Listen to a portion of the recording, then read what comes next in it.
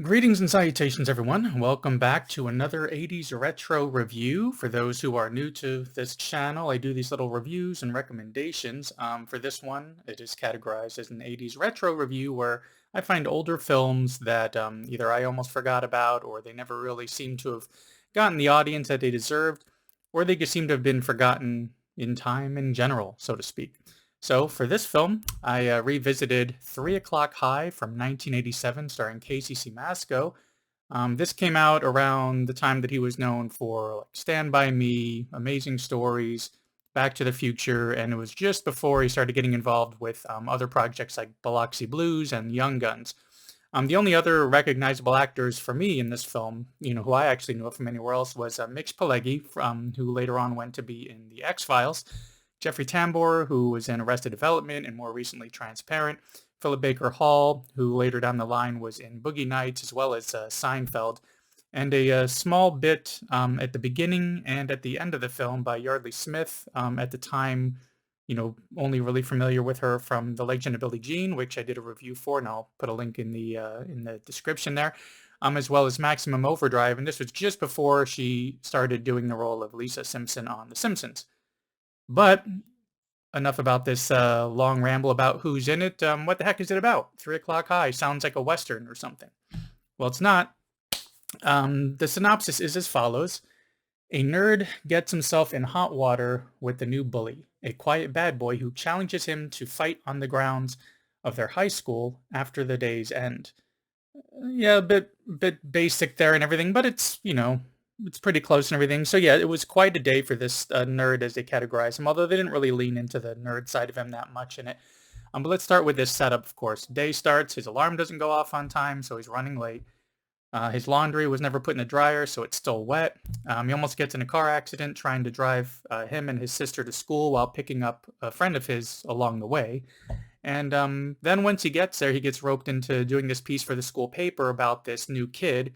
Which I say kid, I mean, he looks like he's 27. Anyways, this new kid who's starting school that day, and he was roped into this by his best friend. So one of the things they did a good job with bringing everybody up to speed who's watching this is the introduction scene when he first gets into the school. We've got this really long tracking shot that follows several groups of students from one conversation to another, and they're all talking about this new kid who's coming in. They've all heard tons of rumors. There's tons of rumors circulating about him, even before he set foot on campus. And apparently, this guy's got some baggage, some very angry and violent baggage. But rumors of him getting into fights, getting into knife fights and stuff, assaulting teachers, committing all sorts of crimes that have been shuffled around, and he's been kind of shuffled around schools due to some little legal reasons that they come up with their rumors. But anyway, so when he's approaching, when our main character is approaching this new kid to do this paper, he ends up accidentally pissing him off and gets challenged to a fight after school. Apparently, at least some of those rumors were true about, this guy's temper and about him not liking being touched. Even if you give him just like a pat on the shoulder, he's going to look at that as a real serious offense. So for several reasons, our main character is not able to get out of this situation. He's got several attempts.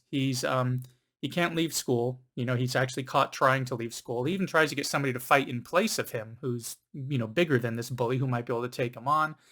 And he even tries to make peace with the bully, to just try to let bygones be bygones and just be friends and forget about the whole fight. But none of this works. And through all these attempts, his situation is getting worse and worse. And he's just going to have this showdown with the guy.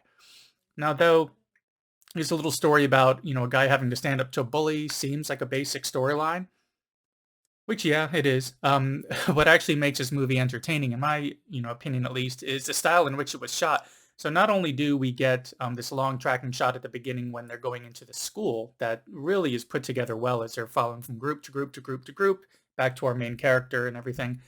They do that a lot throughout the entire movie, both when he was rushing out the door at the beginning of the film and all along the way, the entire journey. So even a scene where there's just a fire drill, we get these amazing shots of going out into this crowd. When he's attempting to leave school, we get this nice kind of like a chase scene when he gets, when he's getting caught trying to leave the school. And but it really keeps this super fast pace happening, So besides ones like in the parking lot or these zoomed shots through crowds, There's lots of frequent, like crazy little cuts here and there that probably cost their editor mainly, many a sleepless night. But all this, camera editing and tricks, I guess, they make it out to be much more energetic and a lot of fun. You're always on the edge, and this is like this highly energized film the entire time. Now, though it is a very quick-paced film because of all those factors, they're kind of throwing all these scenes at you, little bits of action, little bits of comedy, just coming, coming, coming, coming. There are a few slower spots in there. But instead of those spots feeling like a lull in the story that's just taking too long to get through, they kind of serve as more of a breather. You're getting this nonstop stuff coming at you, and then you'll have this calm moment that kind of brings gravity to whatever's happening in that scene. So a way to kind of slow down this frenetic, but also kind of necessary and messy for the story, um, to slow down this little fun ride that we're on, round this corner, absorb everything, and then launch back into it and just go into this really fast-paced day again for this crazy day that this main character's had. All along the way, we also have a nice soundtrack by Tangerine Dream, who actually did every single movie soundtrack in the 80s. Okay, that part might not be true, but they were everywhere, it seems like. So, anyways, this film really rockets by. It's a lot of fun. It's wrapped up really nicely at the end.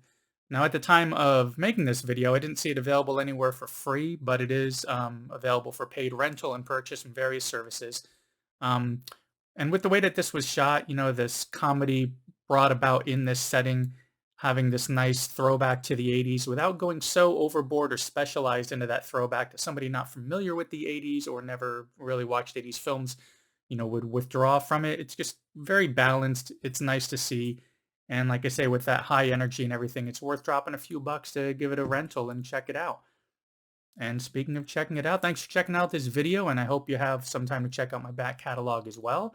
If you like what you've seen here, give me that thumbs up, and consider subscribing and hitting that bell icon to know when I put up some new content. And, you get notifications when I put something new up. And, be sure to share this around. All of those things, honestly, sharing it, liking it, watching it through to the end, subscribing, all that stuff really does help the channel out. That's why so many, YouTube creators out there are always saying the same exact thing. So anyways, give that a try. And anyways, thank you for stopping by, and I'll see you in the next one.